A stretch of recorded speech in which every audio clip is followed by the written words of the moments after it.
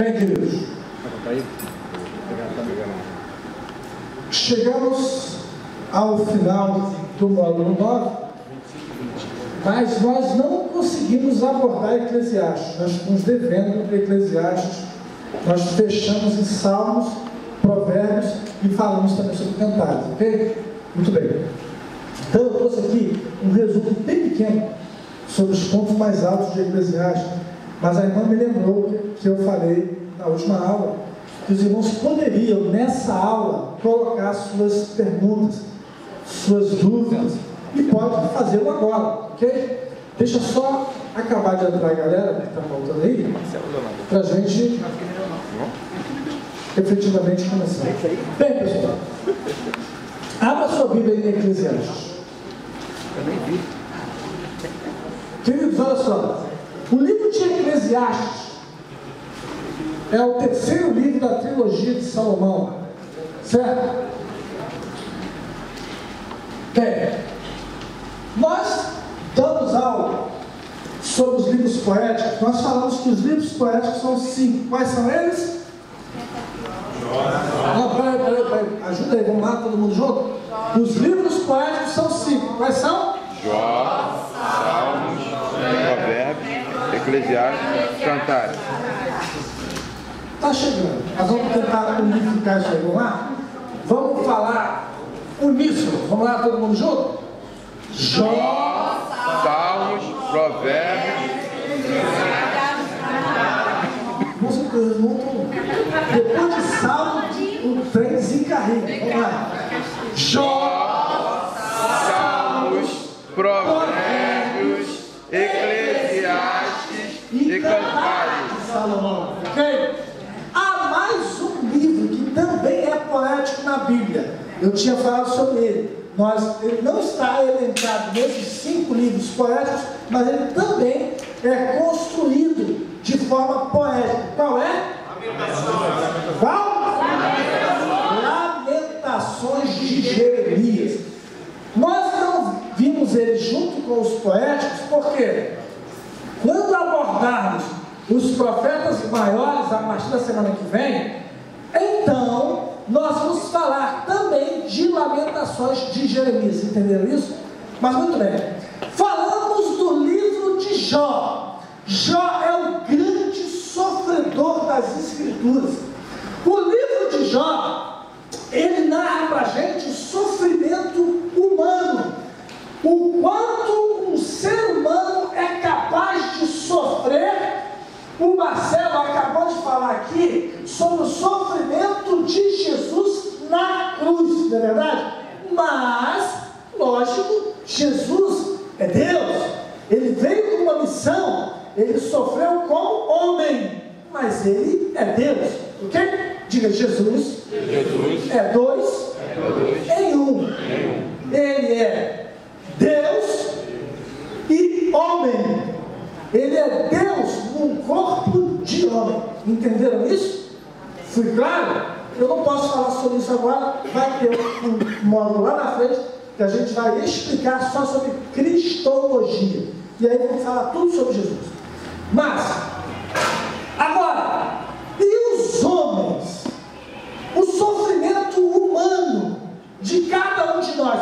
Porque se comparar a Cristo não dá. Não é verdade? Mas Jó é um homem como nós. Casou, teve filhos, não é assim? E ele pegou na alça de 10 caixões. Não é fácil não. Eu já enterrei uma filha, eu sei como é doído. Minha vida parou por 2 anos. É uma dor. Meu Deus do céu, não dá para explicar, só para sentir. Eu e minha esposa vivemos esse. É muito difícil, muito difícil. Eu não vou entrar nesse problema, não, senão não saiu. Mas Jó viveu um sofrimento humano e ainda assim não negou a Deus e foi fiel. Então diga para quem está falando, é possível. É possível Sofrer, mas continuar fiel. Glória a Deus. Depois nós entramos no livro de Salmos. Nós descobrimos que o livro de Salmos era um saltério, a harpa cristã, o cantor cristão do povo de Israel.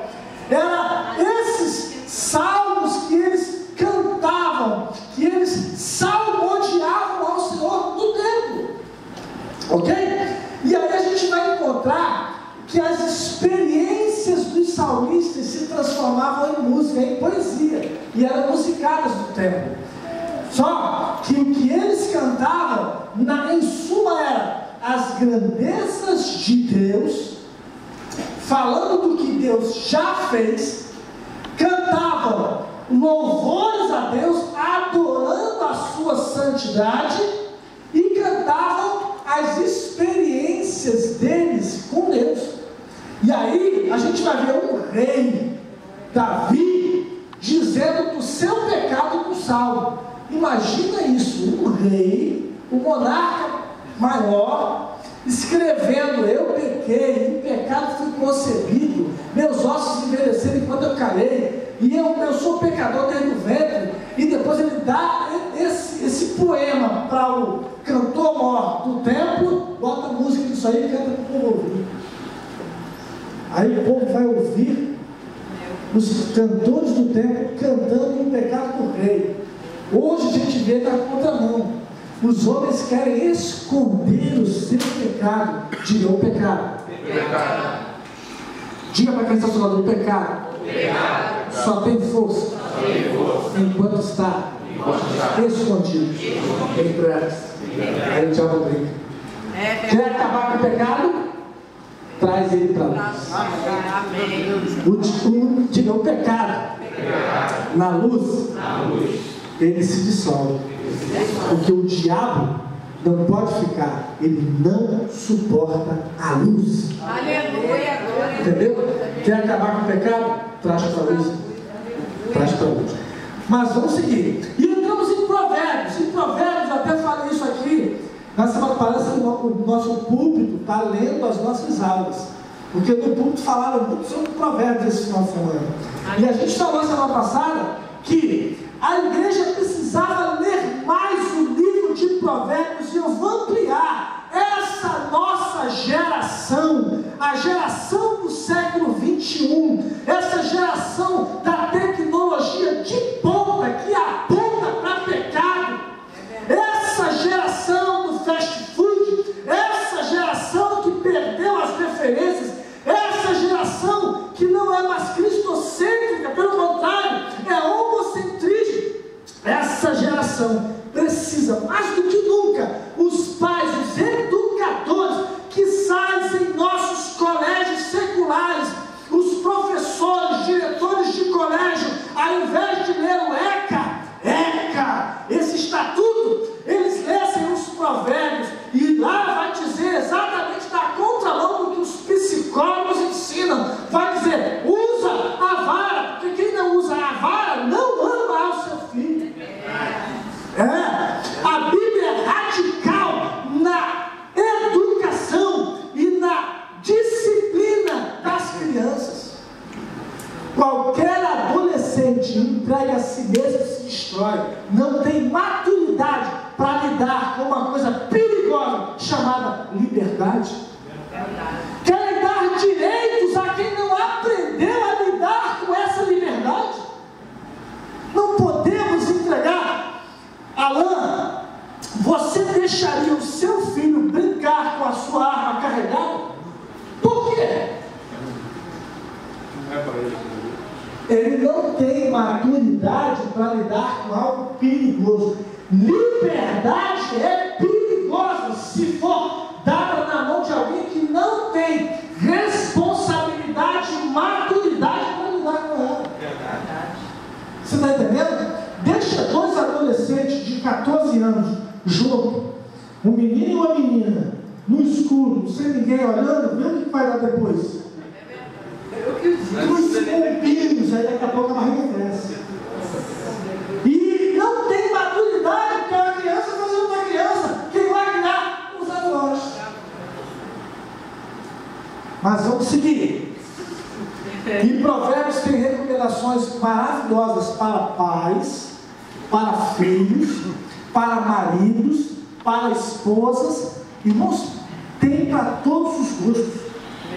Provérbios vai falar 122 vezes sobre dinheiro. E depois vai falar 69 vezes sobre adultério. Duas coisas que chamam o coração dos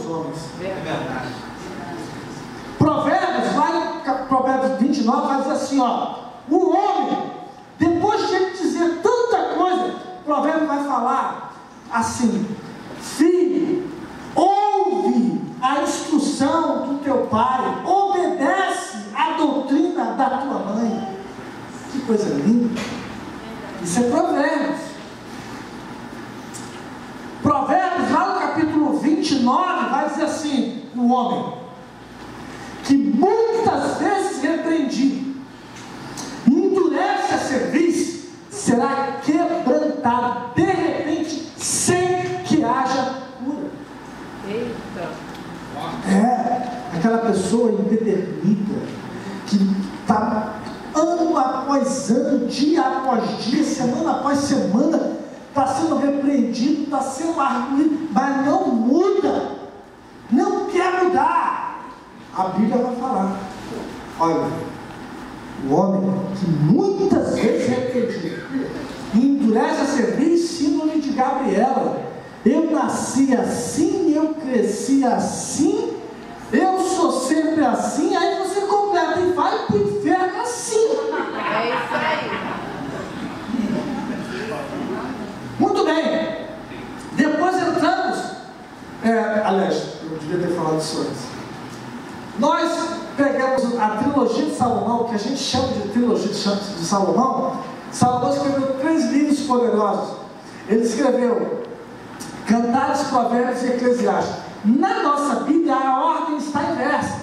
Você vai encontrar aí primeiro Provérbios, depois Eclesiastes e por fim Cantares. Mas na cronologia, só que a Bíblia não está na ordem cronológica, Salomão escreveu Cantares. Ele era garotão, ele era novo, ele era rei novo. E aí ele se encantou pelas mulheres, mas depois ele se apaixona por uma só. Depois de ter 1000 mulheres, Salomão se apaixonou por uma só. Agora, por que Salomão tem? Alguém me perguntou semana passada: pastor, isso era permitido naquele tempo? Nunca foi. Leia a Bíblia. Deus nunca aprovou essas coisas. Quando Deus Elohim fez o primeiro, ele já estava com a mão na massa. Quem faz um, faz dois, faz 10, faz 5, faz 100. Não é isso? Mas ele fez uma Eva para um Adão. Não foi 2 Evas. Ele poderia ter feito um harém. Não é? Quantas costelas tem o homem? Ah, meu Deus. Olha aí.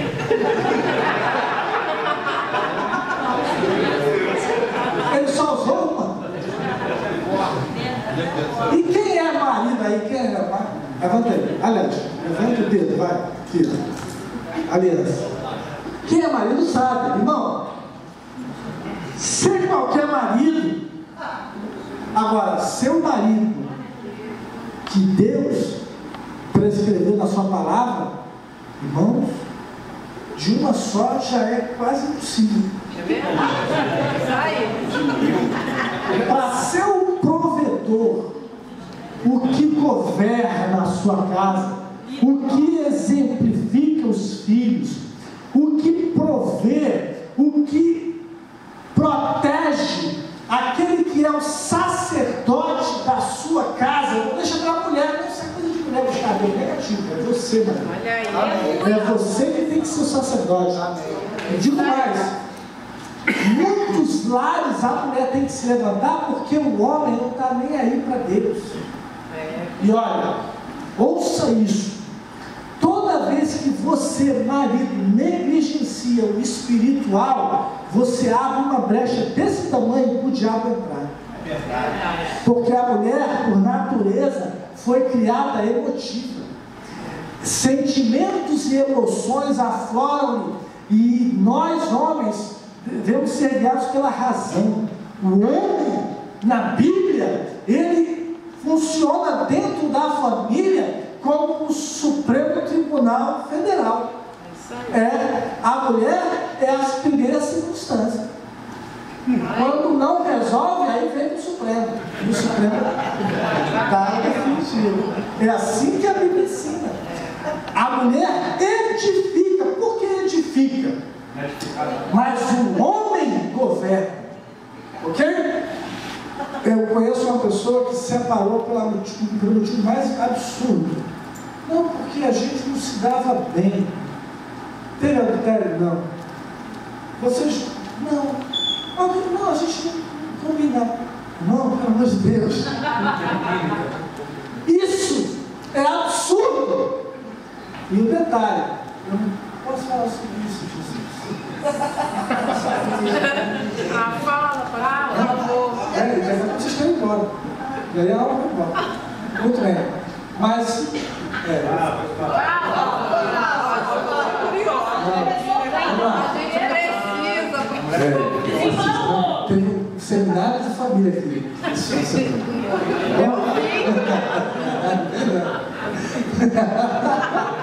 Mas o homem é o sacerdote. O homem é o sacerdote. Muito bem. E agora as mulheres, pelo amor de Deus, não passe por cima das decisões do Supremo. Porque às vezes o pai fala, não vai. A mãe, deixa de ir. Deixa eu só hoje. E não usa uma liminar. Não faz isso não.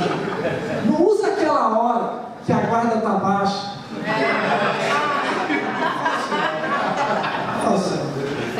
Aliás, esse é bom falar. As filhas de Eva têm que aprender. Você, na marra, não leva nada, até perto que já teve. Mas vai ser o que eu quero. Não vai não. Homem não gosta de receber bravata de mulher de jeito nenhum. Tem casamento empurrado por causa disso. Mulheres machonas. Deus não te criou assim. Você foi feito feminino. Ok? O homem não quer um outro homem morar com outro, não. O homem quer ver uma mulher feminina dentro de casa. É a rainha dele. Ok? Agora, uma mulher sábia. Ele pensa que o velho. Ela deixa no trono do mando. Chega naquela hora, a gente muda. É assim. Vai fazer isso! Não vai. Mas quando chega naquela. Meu amor. Já era. Aí a gente acaba dizendo. Até metade do meu filho. Mas vamos pra frente. Aí. Vamos pra frente.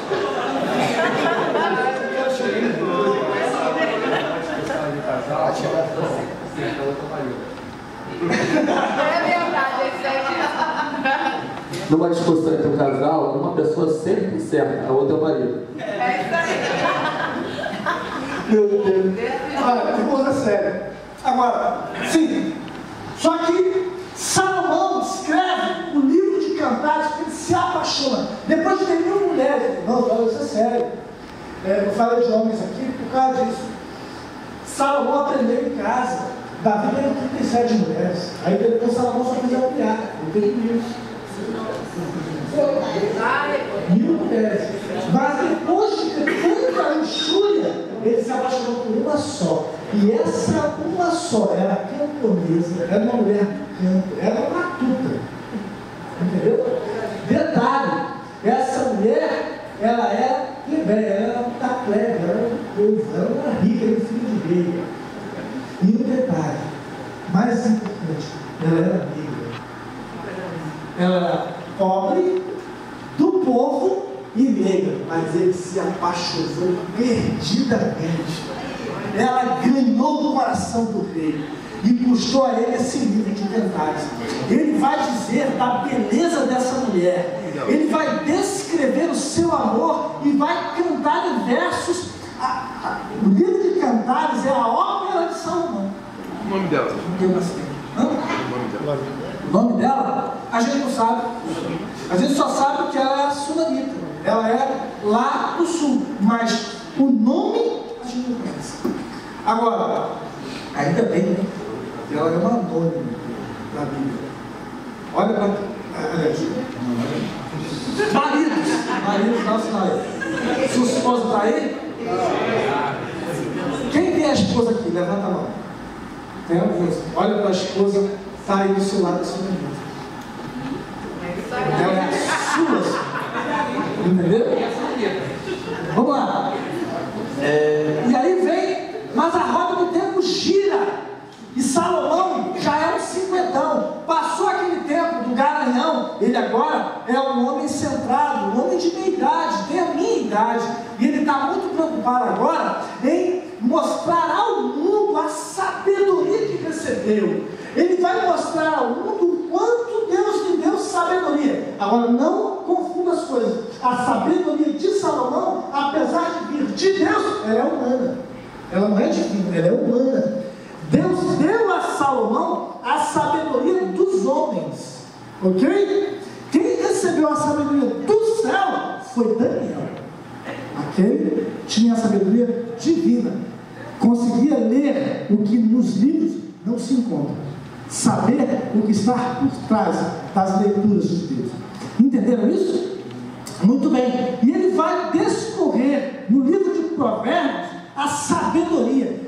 O livro de Provérbios é cheio de frases pequenas que são concluídas em si mesmo. Você não precisa ler o capítulo 10 para entender o 11, não. Cada versículo é absoluto, sozinho. Você entende ele sem a ajuda do anterior e do posterior. São máximas curtas de sabedoria. E a maioria dos provérbios visa a aplicação na vida prática. Por isso eu disse aqui, nós, a igreja do século 21, deveríamos estudar, esquadrinhar, mergulhar, perscrutar o livro de Provérbios. Sobretudo, nossos filhos deveriam aprender com Provérbios, porque ali vai ensinar o pai a corrigir o filho a ser obediente ao pai, a esposa a ser submissa ao marido, o marido a amar a sua esposa como Cristo. E aí a família vai ser bem ajustada e direcionada no caminho de Deus. Amém. Mas diga, a roda do tempo não para. E ela gira de novo. E daqui a pouco esse cinquentão já está velho. Agora ele está lá perto dos 80, na idade do meu pai. Olha pelo meu pai. Esse final de semana foi todo no médico. Hoje eu, antes de vir para cá, recebi uma notícia ruim que ele já foi de novo. Talvez quando eu terminar aqui eu deva ir lá no hospital onde ele está. Olha que perigo. Mas Salomão, quase nos 80 anos, ele já está com os dentes tortos, se é que existem dentes ainda. O cabelo embranqueceu totalmente. A pele já está enrugada. Aquele homem bonito que chamava a atenção do mulherio, que colocava olho no cabelo, agora já é um velho. E as companheiras dele já não são de belas pernas e corpos esculturais, não. É a artrite, a artrose. São essas companheiras. E aí, esse Salomão, já com catarata nos olhos, já não tem mais uma visão perfeita, já não, as mãos já trêmulas, e ele já está sentindo que está chegando a hora de entrar no paletó de madeira. E esse Salomão agora senta na mesma escrivaninha, talvez com a mesma pena, e pega outro pergaminho, e agora ele vai escrever o livro mais poderoso, que vai ficar como legado para as próximas gerações, e ele vai chamar a atenção. Ele começa dizendo no início do livro, e a chave do livro de Eclesiastes está logo no início do livro. O livro de Eclesiastes, o Coelho é um pregador, é a figura de um pregador gritando com o seu vozeirão desesperado, tentando despertar a ciência, despertar a responsabilidade na próxima geração. Ele está gritando e ele começa fazendo um resumo do que é a vida. A gente vai ver o livro de Eclesiastes, ele é fantástico, irmão. Ele começa, primeiro, a chave do livro é essa. Ele vai descrever a vida como sem sentido. É o ponto de vista de um pessimista. É um caos estabelecido que não tem volta. Ele vai dizer, olha, tudo é correr atrás do vento. Tudo é falso, vazio e sem valor nessa vida. Mas a chave está no primeiro verso. Ele vai dizer que é debaixo do sol. Quando ele usa essa expressão, debaixo do sol, ele está dizendo o seguinte: eu vivi a vida, eu aproveitei de tudo, eu experimentei de tudo, fui homem de muitas mulheres, experimentei todos os prazeres, fiz tudo que era loucura, me afastei de Deus pela sabedoria e riqueza, me tornei um homem ímpio, e aí debaixo do céu, ou seja, debaixo de Deus, sem Deus, a vida do homem sem Deus é canseira e enfado. É verdade. Tudo que o homem faz nessa terra sem Deus é só para ele sofrimento, angústia e dor. É só cansaço, é falso, vazio e sem valor. A vida sem Deus não vale nada, não é nada, não leva a lugar nenhum. E é um sopro que passa rápido. É verdade. Ele vai dizer da vida debaixo do sol. E ele vai dizer: olha, debaixo do sol, vocês estão pensando que está cheio de novidade aí? Não! Debaixo do sol, tudo. Nada é novo, tudo é velho. O que é, já foi. E o que ainda vai ser, também já foi. Você está pensando que minha filha estava assistindo um programa comigo dos anos 70. E aí ela falou assim: nesse tempo, pai, eles já usavam as calças rasgadas. Eu falei: a Cristo começou lá. É uma lástima, né? A gente vê os jovens entrando na igreja hoje. Irmãos, há 10 anos atrás, se você visse isso, você falou: tadinho, vem cá, vou te ajudar. Mas hoje está todo mundo rasgado. E eu fico impressionado. Meu Deus! Mas a Bíblia fala sobre isso: rasgai os vossos corações e não as vossas vestes. Glória a Deus. Muito bem. E aí, o pregador vai ensinar o que é a vida. Parece até uma Gonzaguinha, né? O que é, né, irmão? Quem fala que a vida da gente não. O mundo vai dizer: olha, o que importa é viver e não ter a vergonha de ser feliz. Só que ser feliz para o mundo é pecado. Cuidado com o que você diz. Examine o que o mundo diz antes de repetir. Irmãos, eu tenho visto crentes repetindo palavras de ordem que o diabo criou, como se fossem bravatas da palavra de Deus, e com a status de escritura. Complicado isso, irmãos, é muito complicado. Jesus assim: errais, não conhecendo as escrituras, nem o poder de Deus.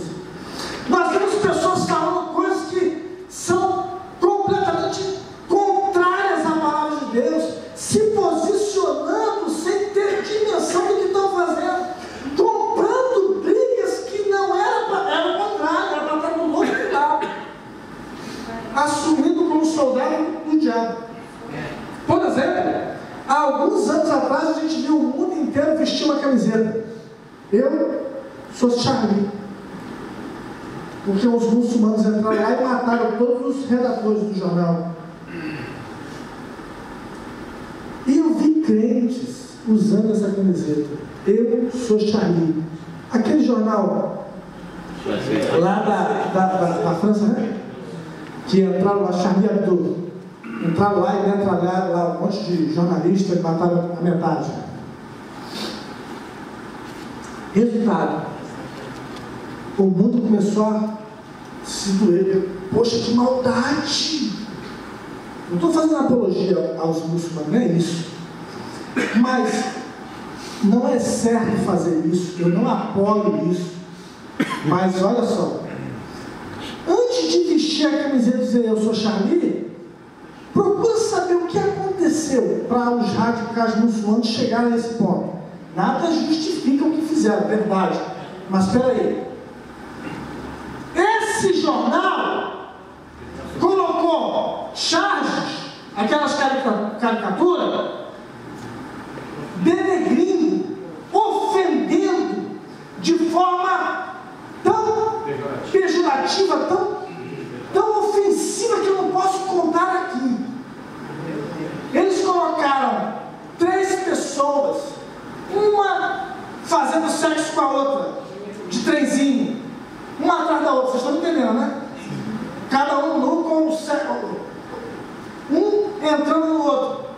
E a cada um desses eles botaram na charge, na frente, Pai, Filho e Espírito Santo. Meu Deus. E os crentes botaram a sua charge, defendendo o que é uma blasfêmia. Você está entendendo? Então a gente tem que ter cuidado. O Papa Francisco, que é católico, ele pediu uma nota. Ele falou assim: olha, realmente está errado o que foi feito, mas tem que se ter respeito pela religião do outro. Você e eu somos cristãos. Amém. Mas nós não temos direito de, porque somos cristãos, vilipendiar a fé do alheio. A nossa luta não é contra carne nem sangue, mas contra principados e potestades. Não vem vilipendiar o católico, não, o macumbeiro, o kardecista, não, meu irmão. Cada uma dessas pessoas guerreia primeiro contra o demônio que está usando, e essa pessoa vai vir para Jesus e vai ser um Deus junto contigo. Nossa luta não é contra carne e nem sangue. Trata bem, pregue com a vida, já que ele não ouve as palavras. Há pessoas que estão vivendo sob o domínio do diabo, e não adianta pregar, porque é aquela palavra que vai cair no meio dos pedregais. Você precisa pregar com a vida. Quem conhece um pouquinho de missões mundiais aqui, sabe, quem vai pregar o evangelho lá nos países muçulmanos, eles não podem falar de Jesus abertamente. Eles vão para trabalhar no país, eles entram lá como trabalhadores, tem que aprender uma profissão que lá necessita, para entrar como mão de obra. E aí, trabalhando, eles vão fazendo amizades, e essas amizades eles vão chegar: eu não quero falar de Deus, assim não, mano. Eles vão viver o evangelho na prática, para que as pessoas, olhando para a vida deles, poxa, isso é diferente. São os amigos secretos. Você está entendendo? Então, inclusive o pastor Paulo, fica esperando, por favor, por gentileza. Queridos, nós ajudamos ao mês passado a uma instituição que trata de dependentes químicos, ali no sítio Ebenezer. Levamos feijão para eles lá, foram 24 quilos entregues, ok? Está no Facebook da Escola de Servos, se quiser pode ver lá. Pastor Cláudio está aqui, ele tem um trabalho desse tipo lá em Vassouras. Qual é o nome? Comunidade Evangelística Restaurando Vidas. Comunidade Evangelística Restaurando Vidas. Quantos internos o senhor tem lá hoje? 34 pessoas que são dependentes químicos. Estou construindo um alojamento para 80. Aleluia, Deus te abençoe. Que Deus te abençoe rica e abundantemente. Que a tua visão seja ainda alargada. Que o Senhor possa alargar as estacas da tua tenda e abrir a janela dos céus e derramar a provisão necessária. Que o Senhor te conecte a pessoas que vão te abençoar, não só a ti, mas aos que tu cuida e trata. E que o Senhor faça de ti um anel de selar, um reparador de brechas, que tu possa abençoar, como diz as Escrituras, lançar o teu pão sobre as águas, porque depois de muitos dias o acharás. O Senhor há de te encher e fazer transbordar, como os rios Jordão em dia de cheia. Que Ele te abençoe e que tu não tenha falta, pelo contrário, o Deus da provisão se manifeste na tua vida e no teu trabalho, no teu serviço, de tal maneira que tu tenha para todos que tu cuida, e quem precisar mais tu possa dar, em nome de Jesus. Assim te faça, Senhor. Eu pedi para o pastor Paulo levantar, porque você que está aqui, que quiser, irmão, se você quer, pastor, eu dizimo, eu oferto, eu faço a minha parte com Deus, mas eu tenho necessidade. Deus tem me abençoado muito e eu quero fazer mais. Tá, irmão? Aí está um terreno fértil para você plantar. Ok? E você não vai estar plantando na mão de homens, não. Você vai estar plantando na mão de Deus. Porque a Bíblia diz assim, quem está na Bíblia, isso não é história, não é teologia da miséria, não. Quem dá aos pobres, está no texto, empresta a Deus, e Deus não fica devendo ninguém. Tá bom? Então, está aí o pastor Cláudio, que trabalha de verdade, não pede nada a ninguém. Nós estamos aqui fazendo uma coisa que ele não aprova muito, mas é uma obra que você deve, e eu quero fazer isso aqui. Em nome de Jesus, eu quero ver se a gente aqui, como alunos do seminário, irmãos, vamos ajudar. Vamos sair um pouquinho das quatro paredes, vamos fazer o Evangelho se tornar prática na nossa vida, de verdade, abraçar a causa de Deus. Amém? Amém. Então, em nome de Jesus, não precisa plateia, não precisa que ninguém veja, tem com a mão direita e que a esquerda veja, faz como Deus a Bíblia. E teu Pai que vê em secreto te recompensará. Tá bom? Obrigado, pastor. Muito bem. E aí o pregador, sim, ele vai falar da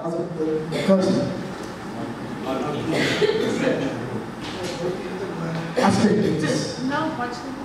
Não, acho que precisa. Não. Falei, não posso empenhar a palavra, a gente não pode tratar ele muito. Mas acho que só tem tudo a ver. Gente, olha só, tem um disco de Bíblia, viu? É o meu zap. Você pode mandar para todo mundo de gente fazer isso aqui na igreja. Manda para lá, pastor, isso assim, eu li e tal, deixa assim. Você não vai fazer como alguém que fez, né? A pessoa lê um livro que não é Bíblia. Não, eu sou o homem da Bíblia.